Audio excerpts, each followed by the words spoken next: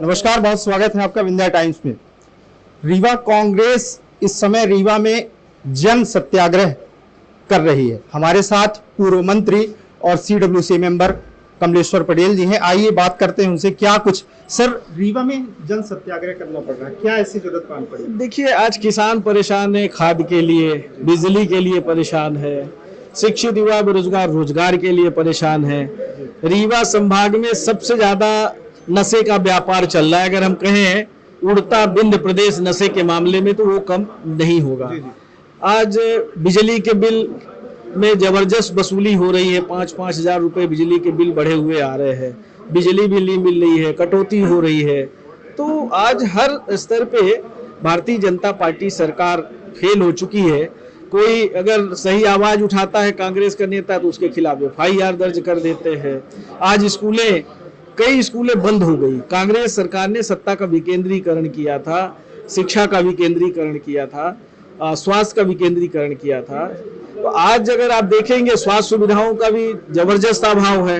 यहीं से स्वास्थ्य मंत्री है, पर डॉक्टर्स नहीं है, हॉस्पिटल्स में व्यवस्थाएं नहीं है, उप स्वास्थ्य केंद्र, प्राथमिक स्वास्थ्य केंद्र जो है वहाँ व्यवस्थाएं नहीं है, जिला चिकित्सालयों में स्पेशलिस्ट नहीं है, और जो है भी तो वो सरकारी हॉस्पिटल में ट्रीटमेंट कम करते हैं, प्राइवेट में ज्यादा करते हैं।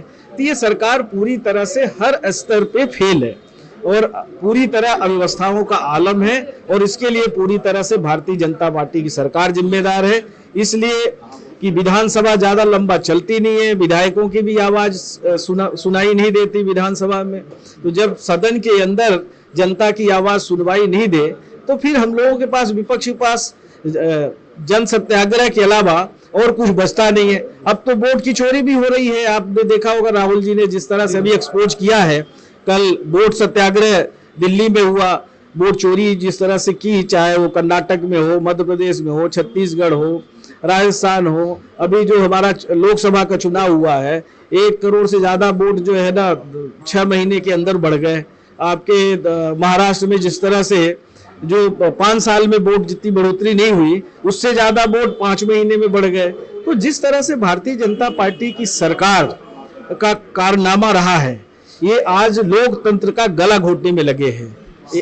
एक सवाल और, रीवा में सर लगातार किसी शहर के विकास के लिए मास्टर प्लान बनाया जाता है। 2021-22 में मास्टर प्लान तैयार किया गया था 2032 तक के लिए, लेकिन उस पर अनुपालन नहीं हो पाया, वो विवादों में घिर गया। और जो अच्छे बिल्डर्स है, जो घोटाला नहीं कर रहे हैं समदड़िया के अलावा, वो भी इसमें आ गए और उनका डेवलपमेंट का काम रुक गया। ऐसा क्यों सर?